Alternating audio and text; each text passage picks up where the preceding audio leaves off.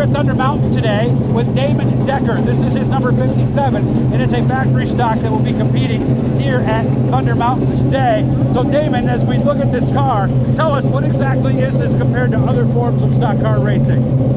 This is a full metric chassis. It's actually a nitro chassis built by Joel Basil. He's been out of business for a little while though. Okay. My previous class was a street stock. They got a lot more adjustments. That's a flip car is what I last ran. So it's full tube from Camaro self-flip back.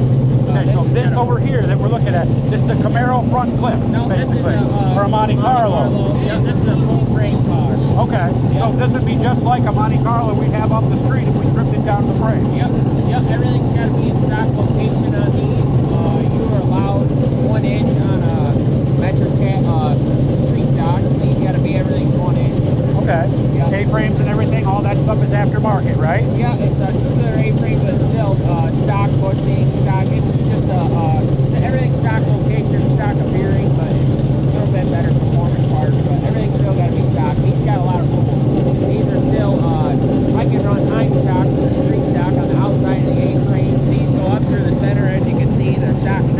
Oh yeah. Okay. Yeah. Okay. All right. Now, as far as tires, any DOT tire? What is this? 8-inch tire? No, these are 15-inch tires. Yeah, 8 inches wide. 8 inches wide. Yeah, Okay.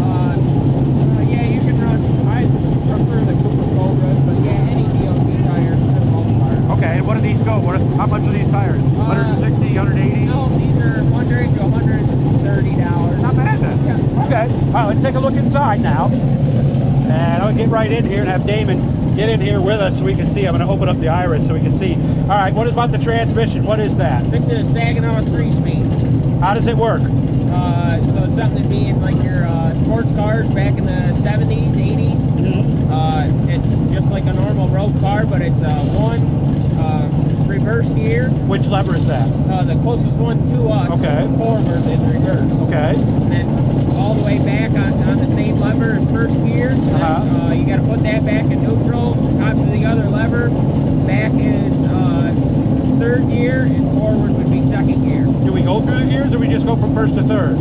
No, I go from first to third. Is there a hand or a foot clutch? Yes, there is. All the way to the left. Okay, there you go. Now you see that. Yep. Of course, here's our gauges, as you can see. Yep. All right. Now we'll go around the back a little bit.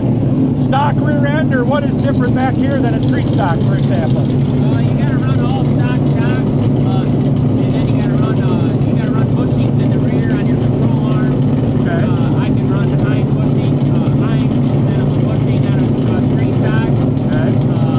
They got to be stock length drive. You can get a little bit more in street stock, changing them up and down. These got to be in stock location. Gotcha. I'm actually a little bit more legal here than I am. So I follow a series that you got to run the same shocks in the rear, and everything's got to be in the same hole, Okay. and the same shocks in the front. Oh. These guys actually allow fine joint shocks up here. Thunder Mountain does, but Okay. it's too much of a pain in the ass.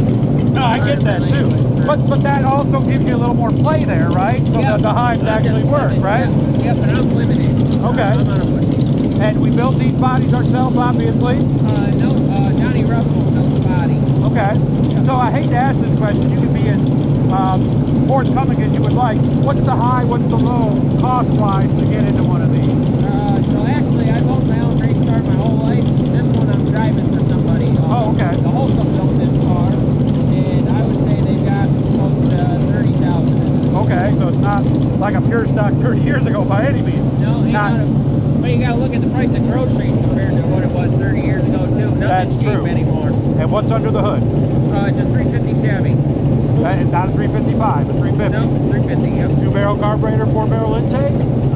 I think it's even a 2-barrel intake. Okay. It might be a 4-barrel intake. To be honest, I don't really know because it's their motor and I ain't even looked at it. Headers or exhaust manifolds? Headers. 180-degree headers or standard headers? No, crossovers. Crossovers, okay. All right. So we get a chance to look under there one more time. Damon, I appreciate you showing us around this thing. So when you guys see, is it different than a hobby stock or is it basically the same car? No, pretty much the same thing. Hobby stocks will let you get away with more in other places, and then they'll limit you on some. Some places, you go down south, they're allowed to run MFD ignition. Really? These are still API. guys, make sure to subscribe, turn on the notifications. Hope you like this walk around a factory stock here at Thunder Mountain.